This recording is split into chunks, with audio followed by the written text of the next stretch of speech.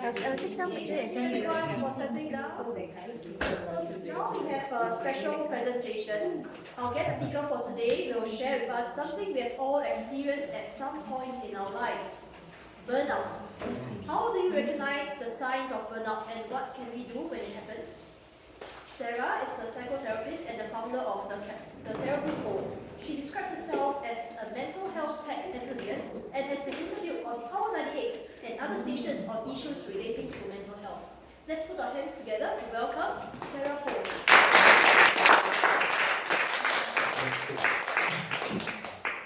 Hi, thank you for the warm welcome and a very beautiful evening to one and all. Thank you for having me. This topic, I'm sure I'm not the first person who will talk about it, burnout, and I hope that you guys, none of you will ever experience any burnout. But the truth is that, given that our happiness index from the Gallup shows, and also our famous work ethics and long working hours, I think we, at some point in our life, would experience burnout. So it's better that we come to know about burnout as early as possible. Wouldn't that be right for all of us here? Yes. So before I move on, just a bit about myself. I have been in the mental health field since 2008, but before that I have been a social worker, and I went into full-time counseling after that. And now I have my own mental health platform listing a group of therapists who has a wide-ranging service related to ADHD, children's services, autism, to adult services. And if you are interested, you can always talk to me about any of these subjects: psychotherapy, startup, as well as mental health tech. Okay, so very briefly, the agenda will be as this, and I'll just go right into what is burnout. Right. Actually, I think the definition is nothing mysterious, and I like this picture because we all like, I don't know we all, but I like barbecue marshmallow, but lightly burnt is okay, it's really nice, crispy on the outside, soft on the inside. But if you overburn it, it will totally melt away, and you can't have a nice barbecue marshmallow. And it's the same when it comes to our work-life balance, when it comes to stress. A little stress can inspire us to work, a little anxiety so that we don't become complacent. But when it's too much stress, we can have meltdowns, we can be totally dysfunctional, so we need to watch out for that. This is to say that at any point in our life, we will be on this continuum. So like it or not, none of us are immune to having mental health issues. We are not immune, right? There's no vaccine for it. So at any point in our life, we may be excelling, I hope we always be, but then the truth is that we move up and down this spectrum, this continuum. And when it comes to burnout, where do you think burnout starts setting in? At which level? Yes. Surviving, yes, from here onwards. So as you can see, there are quite a number of symptoms to take note of. And I'd like to hear from you on your personal experience with all these symptoms. So here's a quick survey.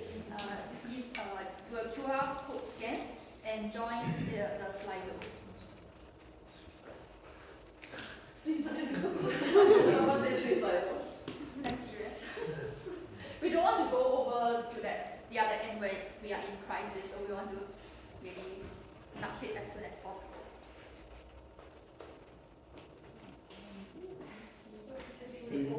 Yeah, you can do this is actually ranking. So you rank which are the symptoms that is most common to you. Well, everything, right? Which one is more, you experience it more? Constantly exhausted.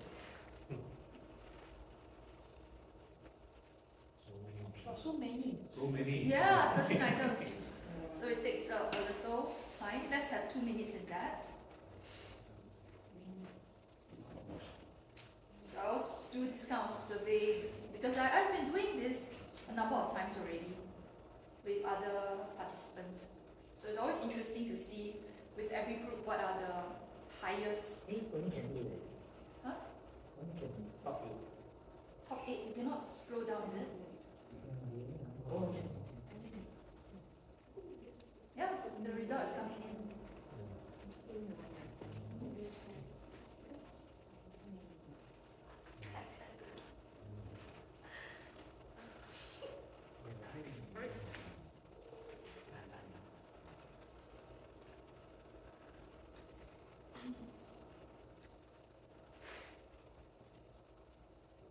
So as we are waiting for more results to come in, you are getting more familiar with the signs and symptoms of burnout.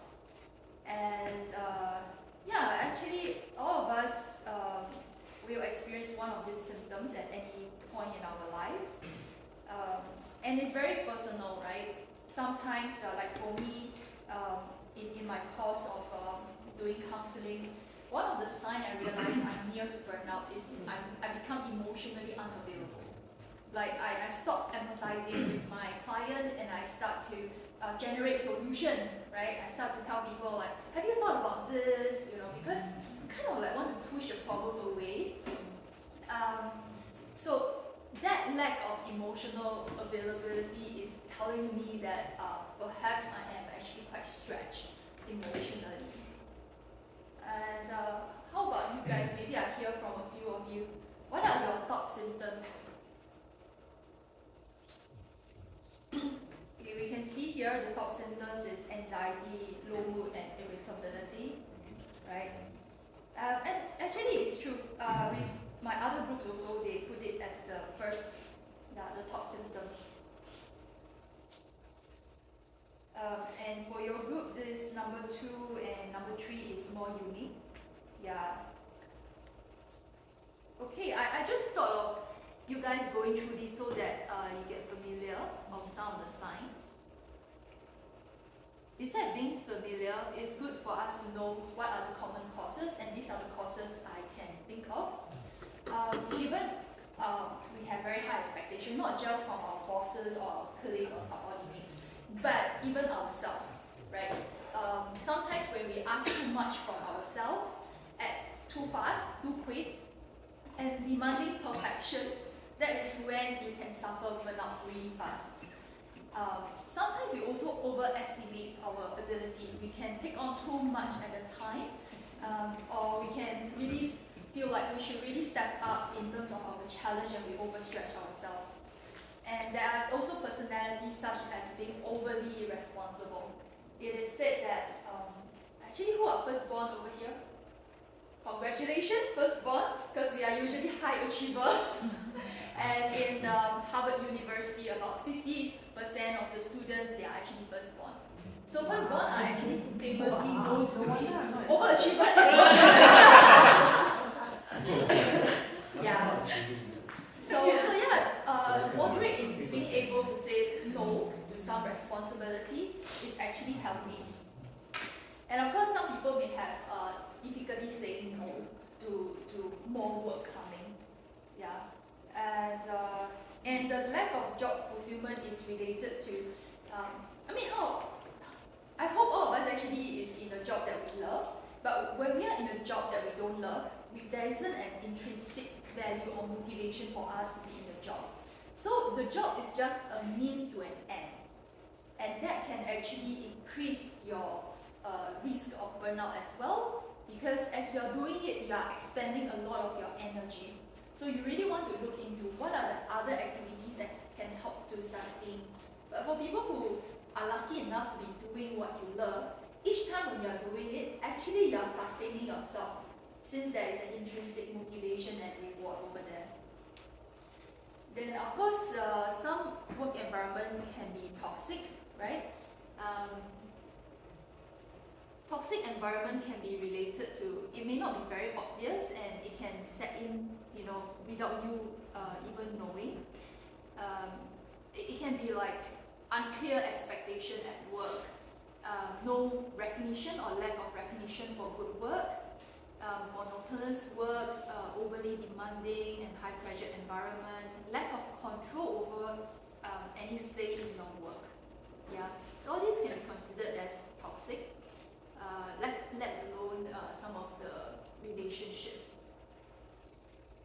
And lifestyle choices as well. Nowadays, like what one of our speakers, sorry, I don't remember, Anura. Okay, yeah, you presented on social media, right? So there's a lot of, we are quite engaged in social media, but then again, we need to actually have a balance in terms of our usage of digital, right? So our lifestyle, do we actually have got time to socialize with people? Do we actually able to seek help from people? Yeah. Okay, so let's look at the video. This cute video is done by my intern.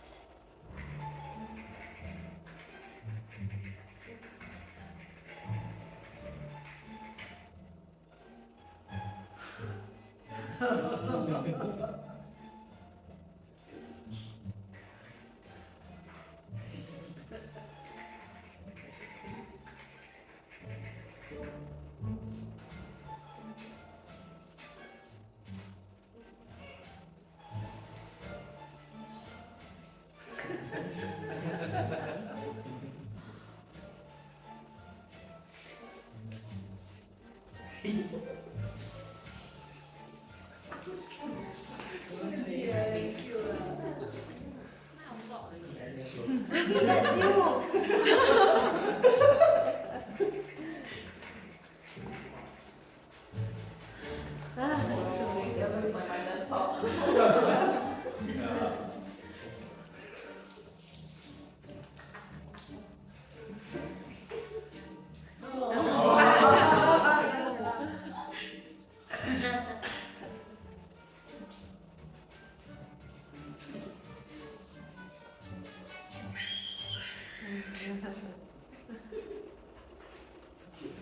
This one you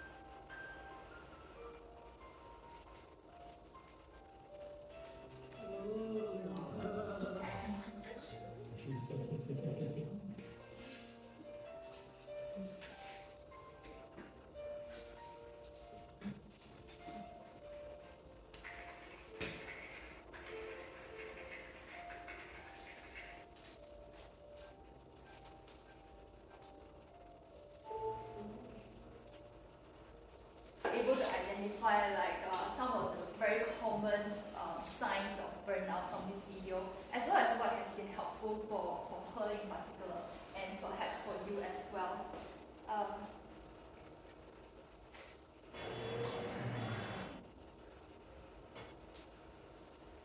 Okay, so let me show you this before I go on to the brain map.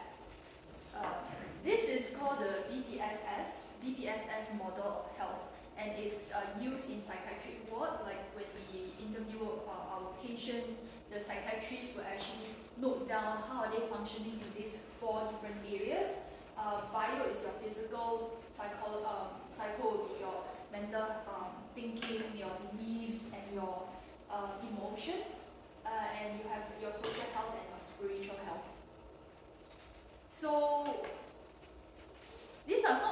questions, perhaps you may like to take a photo and consider it for yourself in terms of how you are doing when it comes to your own well-being. So at any point in time, we will be neglecting certain areas. So sometimes we are very good with 3 and then not so good in one of them. Yeah. So we may want to prioritize, like think in this coming week, what area would we want to focus more on? Okay, maybe we can have a short 30 seconds or 1 minute. Turn to your partner right now and share with your partner what is one area you want to focus on this coming week in terms of self-care.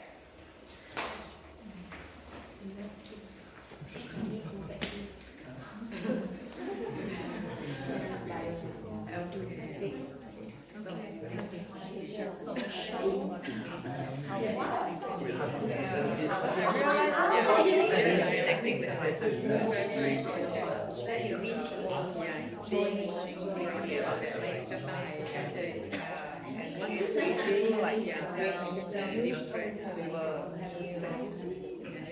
Just talking about spiritual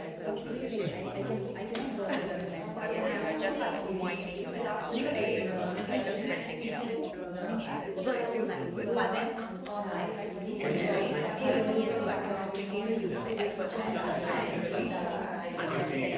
Yeah, because they are what this feeling and what is that's a good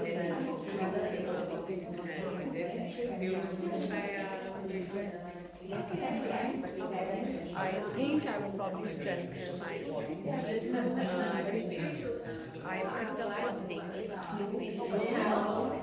but I've not been doing that training. I've just planning so I can start also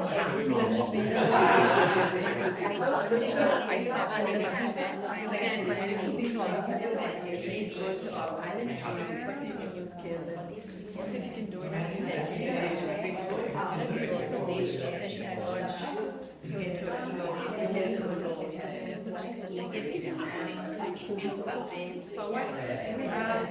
I like this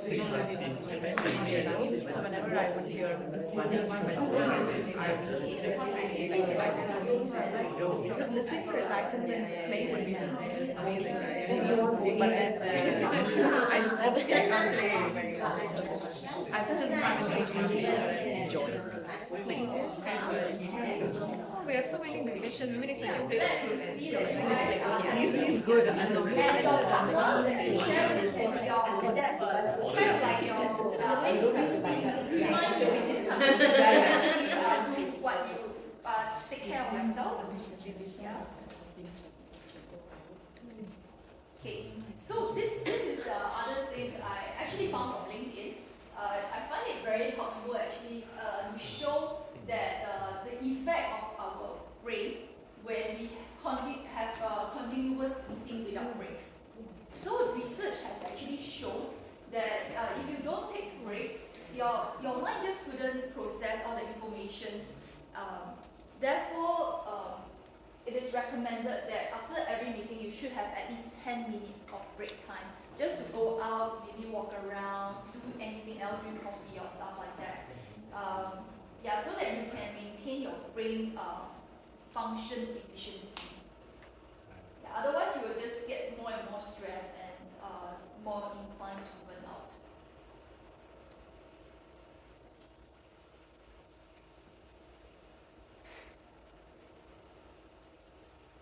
But the reason why many of us don't take breaks is because it will take up more time. And then we have less time for work. Overly responsible. Yeah. So I think there's this notion on is self-care indulgence, self-indulgence. Is it like selfish to even take time away from work? This is working hour 9 to 6. We should be sitting at the desk and do work-related stuff. Is it bad like we do our own social media stuff or watch a YouTube and stuff like that? So so that there is perhaps a whole host of feelings related to taking breaks. However, as humans, we also know that we can't be really concentrate 9 hours at work. our most productive time is actually just 3 to 4 hours in a day. Yeah, that's a research that's being done as well. Yeah, so yeah, self-care is necessary. Doesn't include nighttime, right? Nighttime another 3 to 4 hours. 3 to 4 hours of Work. wow, okay. I can see why we are stressed. So talking about which, there are a lot of different recovery options, and have you guys heard of life coaching? Okay, so life coaching, right, is actually more for people who are already thriving or excellent. Yeah, so you have a very targeted thing that you want to improve on, then you look for life coach. Where else for counseling, right, you most likely will be someone here like surviving or struggling. And when it comes to like psychotherapy, you will be here in crisis, like you're feeling suicidal, you're feeling like constantly depressed, and very anxious, affecting your sleep. So we definitely don't want to go there, but I know there's a lot of these different terms, and I hear from people like they are not clear who they should look for. Yeah. And one of the methods I use in counseling, in psychotherapy, is this thing called first thought therapy. So a lot of times we have internalized criticizer. So someone maybe in our life when we were kids has criticized us, why are you so lazy, not doing work and stuff like that. So we have this kind of like super ego figure in our internal self, and we call them the criticizer. And then there's the child that is being criticized, right? So the criticized. And in therapy, what we do as a therapist, we will be the compassionate observer, and we will be compassionate.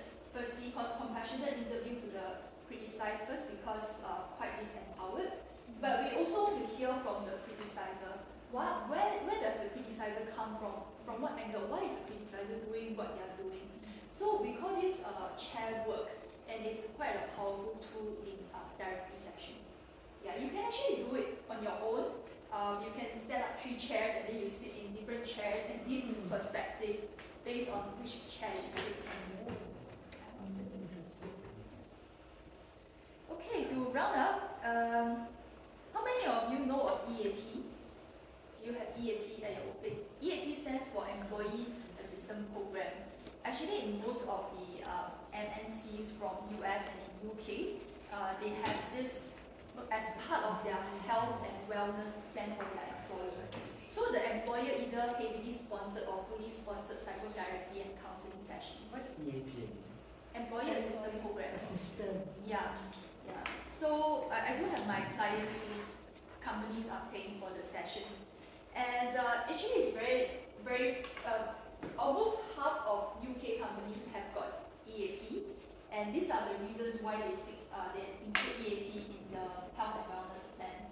First, it helps to reduce sickness, it helps to give staff support like relationship problems and financial stress, which I think as a manager is not easy to actually go in. It's crossing the boundary, work personal boundary.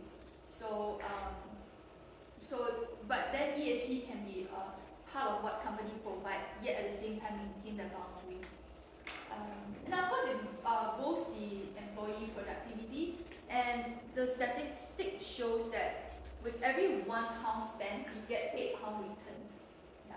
So if your company does not have EAP program, speaks to your HR, and then come look for me. Yeah. Okay, thank you for your time.